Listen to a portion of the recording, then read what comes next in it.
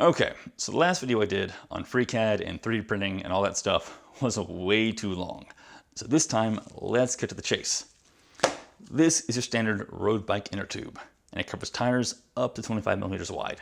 It's a very standard tube, but as you can see, it's wrapped up in a very compact way that will readily fit in either a jersey pocket or your saddlebag or wherever. Now, I'm guessing if you're here on YouTube looking for tips on how to pack a spare, that this is probably better than you can already pack it yourself. So the key to getting it wrapped up this nicely is to do a pre-roll step that gets all the air evacuated from your tube. So here we've got one that has a little bit of residual air in here, not much at all, but if I were to just go and roll it up, by the time you get to the end, that would leave you with a big bubble that would not fit easily in your saddlebag. So get the valve nut all the way open here, and go to the far end, and just begin rolling it up. And as you do that, you're going to squeeze all the air down that way on the tube. And every so often, you can come by and tap the valve nut to let the excess out.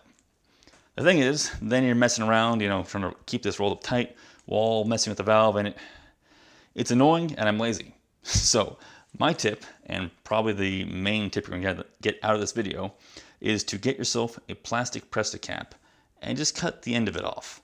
That way there's a little hole in the tip instead. So with this and this, you put the valve nut all the way up, unthreaded, and thread this plastic Presta cap on, down all the way, and then that will depress the valve nut so the valve stays open. And that way, as you're rolling the tube up to evacuate and squeeze out all the air will let itself out of the far end instead. You note as I'm getting ready for this, taking some care to avoid twists like this, otherwise they will come back and bite you in the ass later. Okay, there we go. So now I can start rolling. And now I can dedicate both hands to keeping this nice and tight and squeezing out all the air.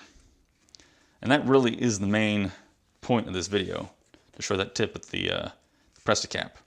So if you already have your own method for packing the rest of the deflated tube, you can go ahead and skip the rest of this video. But if you're brand new to this and want to see how I do the rest of that, feel free to keep on watching.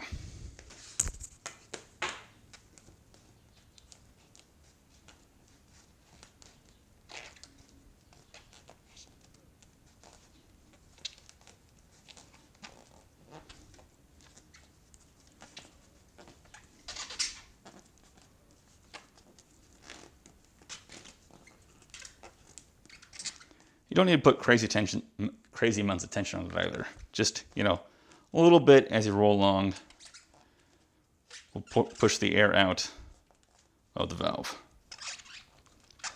Okay, now at the very end, you take this Presta cap with the hole in it off, tighten down the valve nut, and now this tube is fully deflated and will stay that way. Next thing you do is you grab yourself a regular Presta cap. It does not have a hole in it, and you put that on the tube. The reason for that being that this threaded bit right here can otherwise poke a hole in your tube while it's in your bag. And I learned that lesson the hard way. It really is a bummer going for your spare and finding that your spare is also already a flat. At this point here, some people will also give their tube a light dusting of baby powder, and that'll help keep it from sticking to itself while it sits in your bag. But I'm a millennial, so I don't have any babies. I don't have any baby powder. So I'm going to skip that step. But if you have it, then feel free to go ahead and use it. And I'm going to start off with a little bit of a fold away from this fused part where the valve meets the tube. The reason for that being, begin wrapping really tightly around this part here. That could possibly put some stress in that fuse point and cause it to fail. So as long as you're putting the effort in, give it just a little bit of a tail there.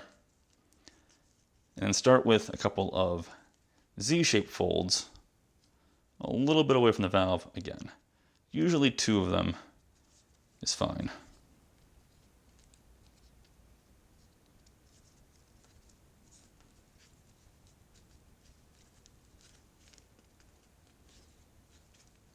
Then you can fold the valve stem itself into that. Do one over the top. Keep on with the Z-folds. And once it gets to a nice rectangular shape, you can take the rest of the excess and just wrap it around.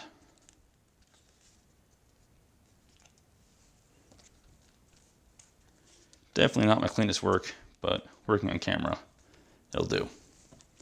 Again, I grab a rubber band, put that around, which helps keep it just loosely in place, while I get ready to wrap it in plastic.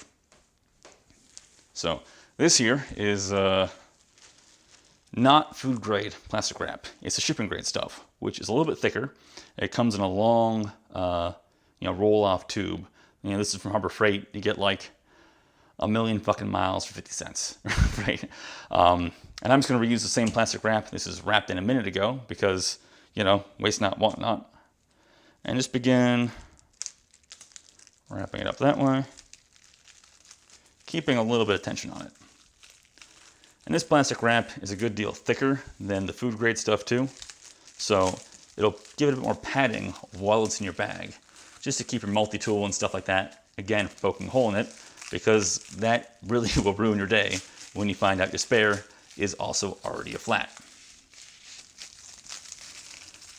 And then at the end, when I have just a little bit of plastic left, I will grab myself a slip of paper where I've written down the dimensions of the tube and all that, and wrap that in there. And there we go.